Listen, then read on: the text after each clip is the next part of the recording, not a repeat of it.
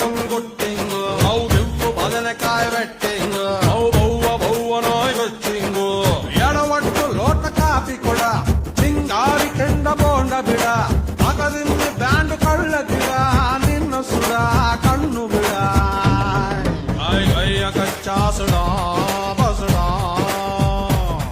ಅಲೆ ಕೆಟ್ಟ ಬಟ್ಟಯ ಬುಡ ತಬುಡ.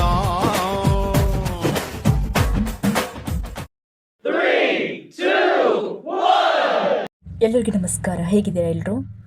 ಬಸ್ ಹತ್ಕೊಂಡು ಎಲ್ಲಿ ಹೋಗ್ತಿದ್ದೀರಾ ಅಂತ ಕೇಳ್ತಿದ್ದೀರಾ? ಹೌದು, ಈ ಕತ್ತಲಿನ ಜಂಜಾಟದಿಂದ ಸ್ವಲ್ಪ ದೂರ ಸರಿದು ಪ್ರಕೃತಿಯ ಮಡಿಲಲ್ಲಿ ನಮ್ಮನ್ನು ನಾವು ಕಳೆದುಕೊಂಡು ಹೋಗಬೇಕು ಅಂತ ನಾವು ಹೋಗ್ತಾ ಇರೋದು ಚಿಕ್ಕಮಗಳೂರಿನ ಕಡೆಗೆ. ಬೆಂಗಳೂರಿನಿಂದ ನಮ್ಮ ಬಸ್ ಆರಂಭವಾಯಿತು. ರಸ್ತೆ ಉದ್ದಕ್ಕೂ ಹಾಡು, ನೃತ್ಯ, ಹಾಸ್ಯ, ನಗು ಇವೆಲ್ಲವೂ ರಾತ್ರಿಯನ್ನ ಹಬ್ಬವನ್ನಾಗಿ ಪರಿವರ್ತಿಸಿದವು. ಗಡಿಯಾರದ ಮುಳ್ಳುಗಳು ಮುಂದೆ ಸಾಗುತ್ತಿದ್ದರು. ನಮ್ಮ ಸಂತೋಷಕ್ಕೆ ಸಮಯದ ಅರಿವೇ ಇರಲಿಲ್ಲ ಅಂತ ಹೇಳ್ಬೋದು. ಪ್ರತಿಯೊಬ್ಬರೂ ಕೂಡ ಅಷ್ಟೇ ಉತ್ಸಾಹಭರಿತವಾಗಿ, ಅಷ್ಟೇ ಹಾಸ್ಯಭರಿತವಾಗಿ ರಾತ್ರಿ ಉದ್ದಕ್ಕೂ ಫುಲ್ ಎಂಜಾಯ್ ಮಾಡ್ಕೊಂಡು ಹೋಗಿದ್ರು. ನೀವು ನೋಡ್ಬೋದು, ಶ್ರುತಿಯವರು, ಸರ್, ಬಾಯ್ಸ್ ಎಲ್ಲ ಎಷ್ಟೊಂದು ಚೆನ್ನಾಗಿ ಡ್ಯಾನ್ಸನ್ನು ಮಾಡ್ತಾ ಇದ್ರು. ಅಂದರೆ ರಾತ್ರಿ ಯಾರೂ ಕೂಡ ನಿದ್ದೆಯನ್ನು ಮಾಡಿರಲಿಲ್ಲ. ಬೆಳಗ್ಗೆ ನಮ್ಮ ಪ್ರಯಾಣ ಆರಂಭವಾಗಿದ್ದೇ ದೇವರ ಮನೆ ಕಡೆಗೆ. ಈ ಹಸಿರು ಪರಿಸರ, ತಂಪಾದ ಗಾಳಿ ಮನಸ್ಸಿಗೆ ಅಪಾರ ಹಿತವನ್ನು ನೀಡಿತು ಅಂತ ಹೇಳ್ಬೋದು. ಈ ಟ್ರಕ್ಕಿಂಗ್ ಸ್ವಲ್ಪ ಸವಾಲೆನಿಸಿದ್ರು ಕೂಡ ಮೇಲಿಂದ ಕಂಡ ದೃಶ್ಯವು ಎಲ್ಲ ಆಯಾಸವನ್ನು ಮರೆಸಿತು ಅಂತ ಹೇಳ್ಬೋದು. ನಾನಂತೂ ನೋಡಬಹುದು, ಚಿಟ್ಟೆ ತರ ಹಾರಾಡ್ತಾ ಇದ್ದೀನಿ. ಎಷ್ಟೊಂದು ಸಂತೋಷವಾಗಿತ್ತು ಅಂತಂದ್ರೆ ಫುಲ್ ನಮ್ಮನ್ನೇ ನಾವು ಕಳೆದುಕೊಂಡಂತಹ ಕ್ಷಣ ಅಂತ ಹೇಳ್ಬೋದು. ಪ್ರಯಾಣ ದೇವರ ಮನೆ ಅಂತ ಹೆಸರಿಟ್ಟಿದ್ದು ಇದು ನಿಜವಾಗ್ಲೂ ಇದಕ್ಕೆ ಪರ್ಫೆಕ್ಟ್ ಆಗಿ ಸೂಟ್ ಆಗುತ್ತೆ ಅಂತ ಹೇಳ್ಬೋದು. ಅಷ್ಟೊಂದು ಸುಂದರವಾಗಿರುವಂತಹ ವಾತಾವರಣ ಇದು. ಹೇರ್ಸ್ ಅನ್ನ ಕಟ್ತಾನೆ ಇದೀನಿ, ಈ ಗಾಳಿಗೆ ಅದು ನಿಲ್ತಾನೆ ಇರಲಿಲ್ಲ. ಇದೊಂದು ಕೂಡ ಇಲ್ಲಿ ಸವಾಲು ಅಂತ ಹೇಳ್ಬೋದು. ಎಲ್ಲರೂ ಕೂಡ ಈ ತರ ಒಂದು ಫೀಲನ್ನು ಇಲ್ಲಿ ಮಾಡಿರ್ತಾರೆ ಅಂತ. ಹಾಗೆ ನಾವು ಈ ಪ್ರಕೃತಿಯ ಮಧ್ಯೆ ದೇವರ ಮನೆಯಲ್ಲಿ ಹಲವಾರು ಫೋಟೋಸ್ಗಳನ್ನು ತೆಗೆದುಕೊಂಡ್ವಿ, ಗ್ರೂಪ್ ಫೋಟೋಸ್ಗಳನ್ನು, ಹಾಗೆ ಕೆಲವೊಂದಿಷ್ಟು ರೀಲ್ಸ್ಗಳನ್ನು ನೋಡ್ಬೋದು. ಇತ್ತೀಚೆಗಂತೂ ಎಲ್ಲರೂ ನಾವು ಪ್ರತಿಯೊಬ್ಬರು ಕೂಡ ರೀಲ್ಸು, ಫೋಟೋಸು ಈ ಒಂದು ಕ್ರೇಜ್ ಹೆಚ್ಚಾಗಿದೆ ಅಂತ ಹೇಳ್ಬೋದು. ನಮಗೂ ಕೂಡ ಅದೇ ಥರ. ಸೊ ಬಹಳಷ್ಟು ಫೋಟೋಸ್ಗಳನ್ನು ತೆಗೆದುಕೊಂಡು ನಂತರ ನಮ್ಮ ಪ್ರಯಾಣವು ಆರಂಭವಾಗಿದ್ದೇ ಸೂರ್ಯಮನೆ ಫಾಲ್ಸ್ ಕಡೆ. ಈ ನಿಸರ್ಗದ ಮಧ್ಯೆ ನಿಸರ್ಗವನ್ನು ಸವಿಯುತ್ತಾ ನಮ್ಮ ಪ್ರಯಾಣ ಆರಂಭವಾಗಿದ್ದು ದೇವರ ಮನೆಯಿಂದ ನೇರವಾಗಿ ಸೂರ್ಯಮನೆ ಫಾಲ್ಸ್ ಕಡೆ. ಸುಮಾರು 2 ಕಿಲೋಮೀಟರ್ವರೆಗೂ ನಾವು ಸೂರ್ಯಮನೆ ಫಾಲ್ಸಿಗೆ ಹೋಗಬೇಕು ಅಂತ ನಡ್ಕೊಂಡು ಹೋಗಿರುವಂಥದ್ದು. ಆ ನಿಸರ್ಗದ ಮಧ್ಯೆ ಎಷ್ಟು ಚೆನ್ನಾಗಿ ಅನಿಸ್ತಿತ್ತು ಅಂತಂದರೆ, ನೀವೆಲ್ಲ ನೋಡ್ಬೋದು, ಸುತ್ತಮುತ್ತಲಿನ ಮೆಣಸು, ಕಾಳಿನ ಒಂದು ಪದಾರ್ಥದ ಗಿಡಗಳಾಗಿರ್ಬೋದು, ಮಸಾಲೆ ಪದಾರ್ಥ ಗಿಡಗಳಾಗಿರ್ಬೋದು, ಹಣ್ಣು ಹಂಪಲದ ಗಿಡ ಎಲ್ಲವೂ ಕೂಡ ಬಹಳಷ್ಟು ಚೆನ್ನಾಗಿತ್ತು ಅಂತ ಹೇಳ್ಬೋದು. ನಿಜಕ್ಕೂ ಅಲ್ಲೇನಾದರೂ ನಾವಿದ್ದಾಗ ಬೇರೆ ಯಾವ ಪ್ಲೇಸ್ ಆಗಿರ್ಬೋದು, ಯಾವ ಸಮಸ್ಯೆ ಆಗಿರ್ಬೋದು, ಯಾವ ಜಂಜಾಟ ಆಗಿರೋದು ಕೂಡ ಯಾವುದು ಕೂಡ ನೆನಪು ಬರ್ತಿರ್ಲಿಲ್ಲ. ಅಷ್ಟೊಂದು ಸುಂದರವಾಗಿರುವಂತಹ ಪ್ರದೇಶ ಅಂತ ಹೇಳ್ಬೋದು.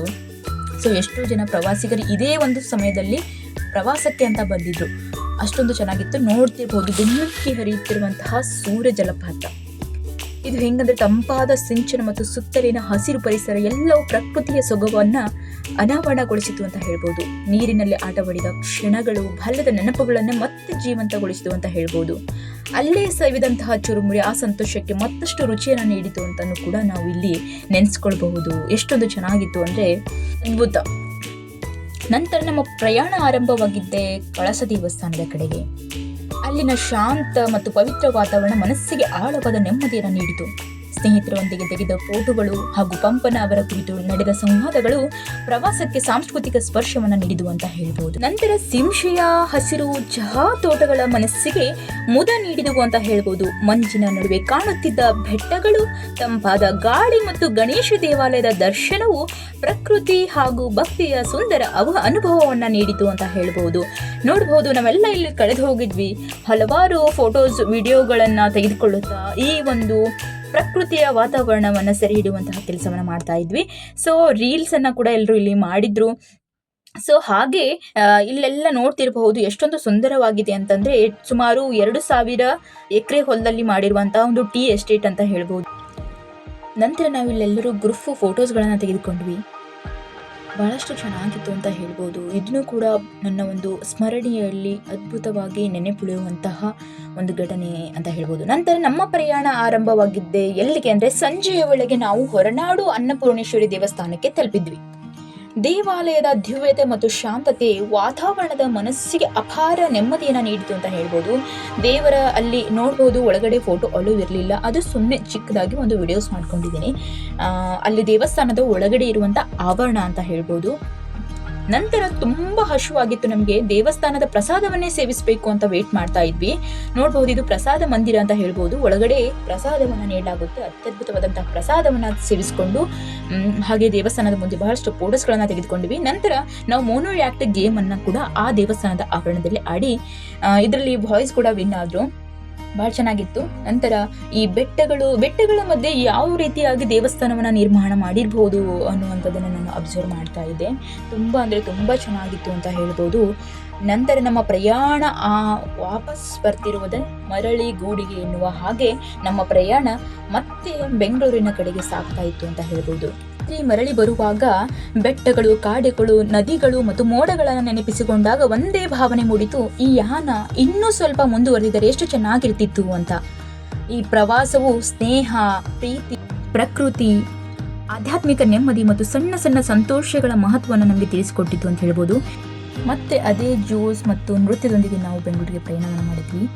ದೇವರ ಮನೆಯ ಮಂಜು, ಸೂರ್ಯಮನೆಯ ಜಲಧಾರೆ, ಕಳಸದ ಶಾಂತಿ, ಸಿಂಹೆಯ ಹಸಿರು ಮತ್ತು ಹೊರನಾಡಿನ ದಿವ್ಯತೆ ಇವೆಲ್ಲವೂ ಸದಾ ನೆನಪಿನಲ್ಲಿ ಉಳಿಯಲಿವೆ ಅಂತ ಹೇಳ್ಬೋದು. ಸೊ ಪ್ರಕೃತಿ ನೀಡುವಂಥ ಅತ್ಯಮೂಲ್ಯ ಉಡುಗೊರೆ ಅಂದರೆ ಶಾಂತಿ, ಪ್ರವಾಸ ನೀಡುವಂಥ ಅತ್ಯಮೂಲ್ಯ ಉಡುಗೊರೆ ಅಂದರೆ ನೆನಪು. ಈ ನೆನಪುಗಳು, ಅನುಭವಗಳು ಯಾವಾಗಲೂ ನನ್ನ ಮನಸ್ಸಲ್ಲಿ ಶಾಶ್ವತವಾಗಿ ಇರುತ್ತವೆ ಅಂತ ಹೇಳ್ಬೋದು. ಲಾಸ್ಟಿಗೆ ಬಂದು ನಾವೆಲ್ಲ ಕೊನೆಗೆ ಫೋಟೋಶೂಟನ್ನು ಮಾಡಿಕೊಂಡು ನಮ್ಮ ಮನೆಗೆ ತೆರಳಿದ್ವಿ. Thank you so much for watching.